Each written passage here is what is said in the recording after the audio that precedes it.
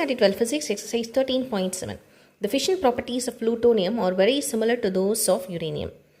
The average energy released per fission is 180 mega electron volts. How much energy in mega electron volt is released if all the atoms in 1 kg of pure plutonium undergoes a fission? என்ன சொல்கிறாங்க, ப்ளூட்டோனியமில் நடக்கக்கூடிய ஃபிஷனும் இந்த uranium almost ஈக்குவலாக இருக்குது. And அந்த average energy என்ன கொடுத்துருக்காங்கன்னா ஒரு ஃபிஷனுக்கு 180 மெகா எலக்ட்ரான் வோல்ட்ஸ். என்ன கேட்குறாங்க, how much energy in mega electron is released if all atoms, எல்லா ஆட்டம்ஸும். ஸோ டோட்டல் எனர்ஜி கேட்குறாங்க. ஸோ எல்லா ஆட்டம்னு வந்ததுனால நம்ம என்ன பண்ணிக்கலாம், எல்லா ஆட்டம் எப்படி கால்குலேட் பண்ணுவோம், நான் ஆல் ஆட்டம்ஸ்க்கு இன்ட்டு என்.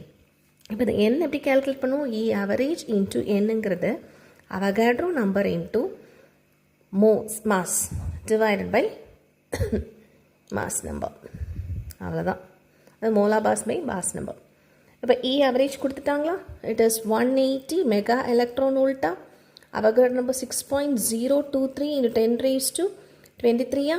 மாஸ் வந்து எவ்வளோத்து கேட்குறாங்க, ஃபார் 1 kg. மாஸ் வந்து 1 kgன்னு இருக்குது. பட் இங்கே வந்து total number of atoms calculate பண்ணும்போது அது என்னவாக இருக்கும், நமக்கு கிராமில் மாற்றணும்.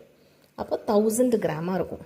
அதனால 1000 divided by molar mass, mass number for plutonium எவ்வளோ இருக்குது, 239. சரியா?